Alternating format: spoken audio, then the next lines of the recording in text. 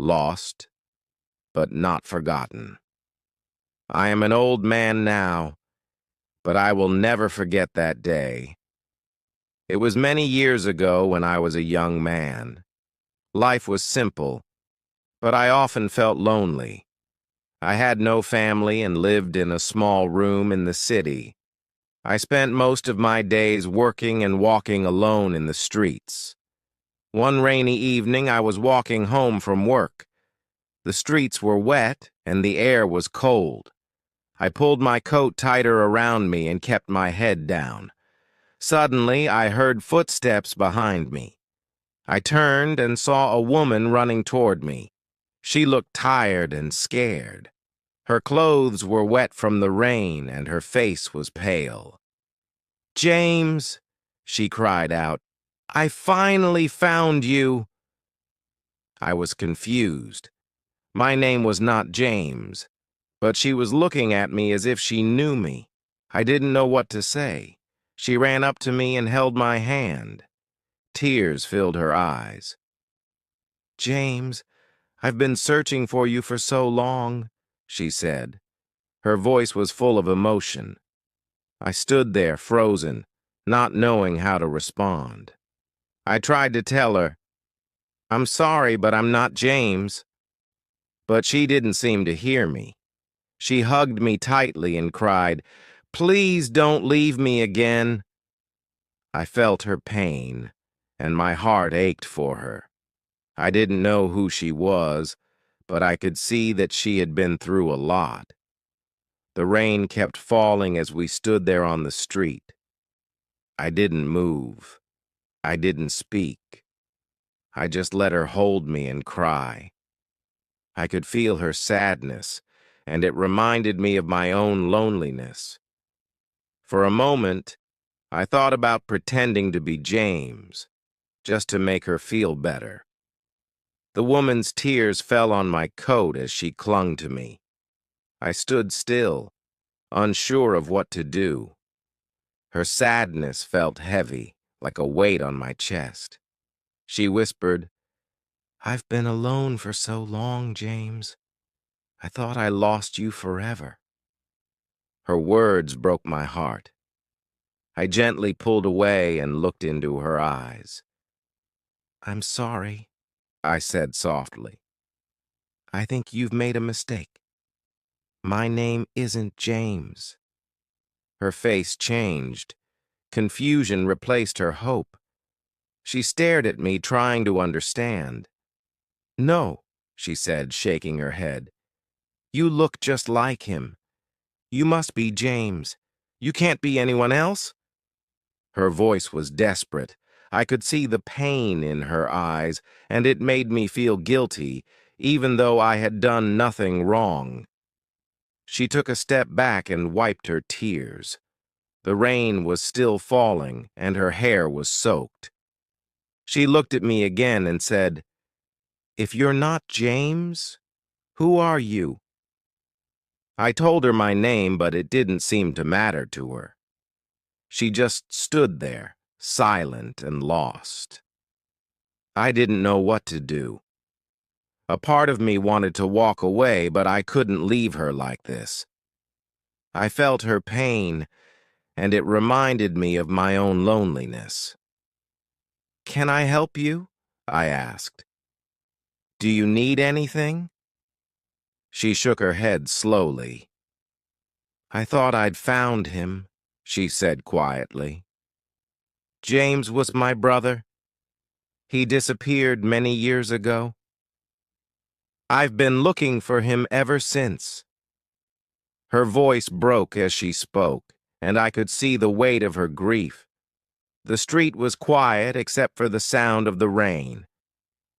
I didn't know what to say to her. I wanted to comfort her, but I didn't have the words. Instead, I said, "Let's get out of the rain. There's a small cafe nearby. We can sit and talk." She hesitated, but finally nodded. We walked together in silence to the cafe. The warm light inside felt comforting after the cold rain. We sat at a small table by the window. She stared at her hands, and I could see that they were trembling. I ordered 2 cups of tea and waited for her to speak. After a while, she looked at me and said, "I'm sorry. I didn't mean to scare you. It's just that you reminded me so much of him." I nodded and said, "It's okay. I can see how much he meant to you." Her eyes filled with tears again, but this time she smiled a little. The warmth of the cafe surrounded us, but her sadness lingered. I didn't know her story yet, but I could feel that it was full of loss and pain. The tea arrived, and we sat quietly for a moment. She held the cup with both hands, trying to stop them from shaking. I could see the sadness in her eyes, but also a small glimmer of hope. I decided to ask, "Can you tell me about James?" She looked up at me, surprised by my question. Then she nodded and began to speak. "James was my older brother," she said softly. "He was always kind and protective. When I was scared, he would hold my hand and tell me everything would be okay." Her voice trembled as she spoke, but she kept going. "One day, he left to find work in another town. He promised he would come back soon, but he never did. My family waited for him, but there was no news. We searched for him everywhere, but it was like he disappeared." She paused and wiped her eyes. "That was 10 years ago." I didn't know what to say. Her story was full of pain and unanswered questions. "I'm so sorry," I said. "It must have been so hard for you and your family." She nodded and said, "It was. My parents passed away a few years later, still hoping he would return." Her words hit me deeply. I thought about how lonely she must have felt all these years, searching for someone she loved. I also thought about my own life and how I had no one waiting for me. In that moment, I felt connected to her pain. She looked at me and said, "When I saw you on the street, I thought my prayers had been answered. You look so much like him. I thought it was finally over, but now—" Her voice trailed off, and she stared at her tea. I wanted to help her, but I didn't know how. "Do you have anything that belonged to James?" I asked. "Maybe something that could help you remember him?" She reached into her bag and pulled out an old photograph. The picture was faded, but I could see a young man smiling with a little girl beside him. She pointed to the man and said, "That's James, and that's me when I was a child." I looked closely at the photo and felt a strange mix of emotions. The man in the picture did look a little like me, but I could also see how different we were. I handed the photo back to her and said, "You've been so brave to keep looking for him all these years. Not everyone would have the strength to do that." She smiled weakly and said, "I don't know if it's bravery or just desperation. I can't let go of the hope that he's still out there somewhere." The cafe grew quieter as the evening went on. The rain outside had stopped, but the clouds still covered the sky. I sat with her, listening to her story and feeling her pain as if it were my own. The cafe was quiet, and the warmth of the tea in my hands gave me a little comfort. I looked at her face, tired and full of sorrow. She stared out of the window, lost in her thoughts. I didn't want her to feel alone, even if I couldn't be the person she was looking for. I know this might sound strange, I said gently, but I think James would want you to keep going no matter what. She turned to me with a small, sad smile. You think so? She asked. I nodded. If he loved you as much as you loved him, he would want you to be happy, even if he couldn't be here. She sighed deeply and said, I've tried to move on, but it's so hard. Every time I see someone who looks like him, my heart skips a beat. I think maybe this time it's him, but it never is. Her voice broke as she finished speaking, and I felt a deep sadness in my chest. I hesitated before asking, Have you ever thought about what you would say to him if you found him? She looked down at her hands and said, I would tell him that I missed him every day. I would tell him that I forgave him for leaving and that I just wanted to see him one last time. Her words stayed with me. I thought about the people I had lost in my own life. There were so many things I never got to say to them. Sometimes, I said slowly, we carry the weight of things we can't change. But even if James isn't here, the love you have for him is still real. That love will never leave you. She nodded, and for the first time she looked a little calmer. Maybe you're right, she said. Maybe it's time to stop searching and start remembering him in my heart. Her words felt heavy, as if she was letting go of a burden she had carried for years. We sat in silence for a while, listening to the sound of the rain outside. I didn't know if I had helped her, but I hoped that sharing her story had eased her pain, even just a little. As the evening grew darker, she reached across the table and took my hand. Thank you, she said softly. Thank you for listening. I don't know why, but talking to you feels like talking to him. Maybe that's what I needed all along. I felt a lump in my throat and managed to say, I'm glad I could help. She smiled, a real smile this time, and it warmed the cold corners of the cafe. When we finally left the cafe, the rain had stopped, and the streets were quiet. She looked at me one last time and said, I will never forget this night. Then she turned and walked away, disappearing into the shadows of the city. I stood there for a long time, watching the empty street. My heart was heavy, but also full. I knew I would never forget her story or the pain in her voice.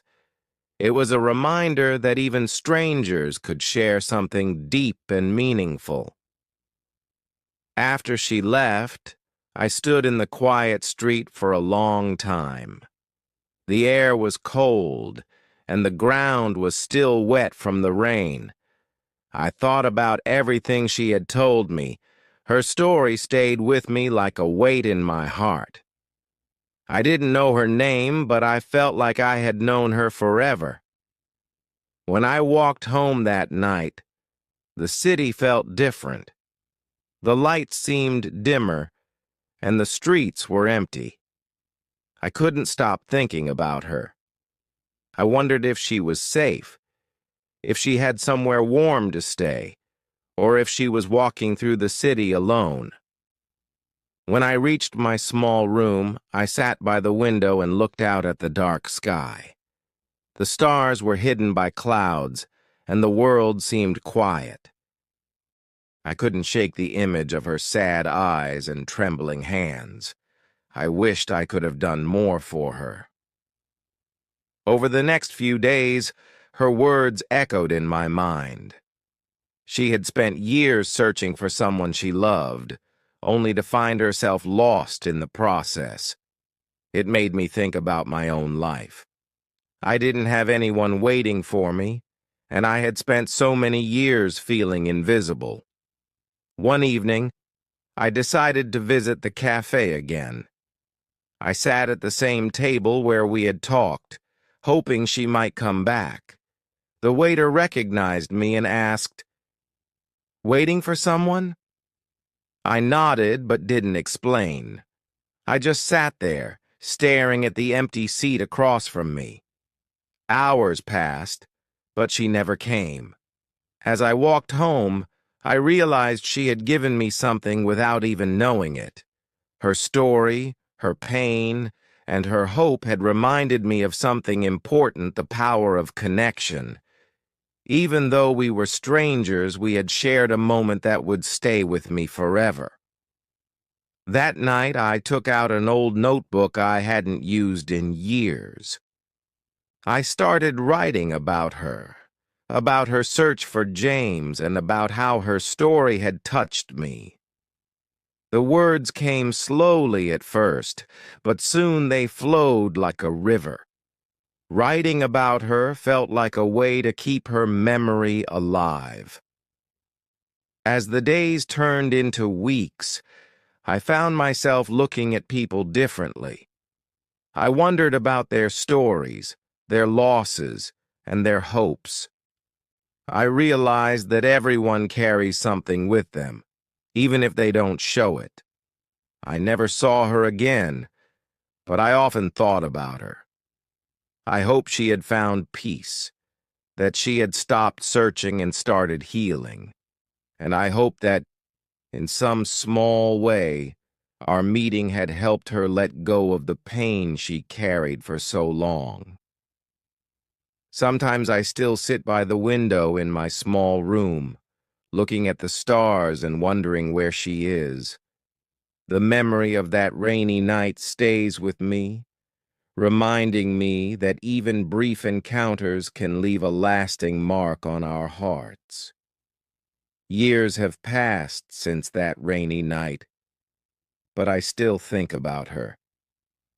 I never learned her name, but her story became a part of me. Sometimes I wonder if she ever found peace, if she ever stopped searching for James. I like to believe that she did.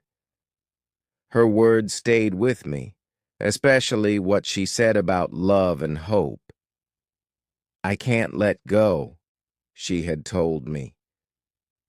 At the time, I didn't fully understand her pain, but now, as an old man, I understand it more than ever. Life has taught me that everyone is searching for something or someone. Sometimes we find what we're looking for. Other times, we don't. But the search itself changes us. It shapes who we are and reminds us of what truly matters. After that night, I began to see the world differently. I started noticing the people around me, the small details of their lives. A mother holding her child's hand, an old man sitting alone on a bench, a young couple laughing together. I realized that every person carries their own story, their own pain, and their own hope. I never went back to the cafe after those weeks of waiting.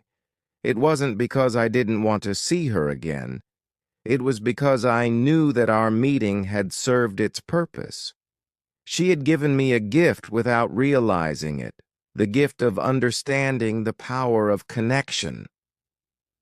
Over the years, I wrote her story many times in my notebook. I added details, imagined her life, and tried to capture the emotions of that night. I wanted to preserve the memory, not just for myself, but for others who might one day read it.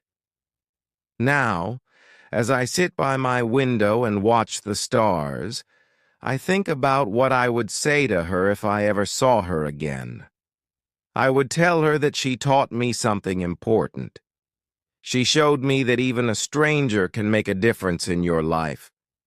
I would thank her for reminding me that love and hope are what keep us moving forward, even when life feels heavy. And I would tell her that, in my own way, I found peace too.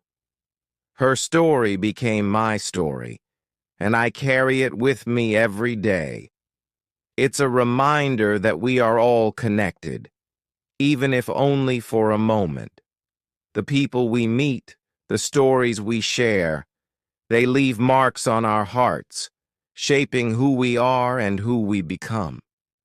As I close my notebook for the last time, I feel a sense of calm. Her memory will stay with me forever, a quiet reminder of a rainy night, a stranger's pain, and the power of kindness.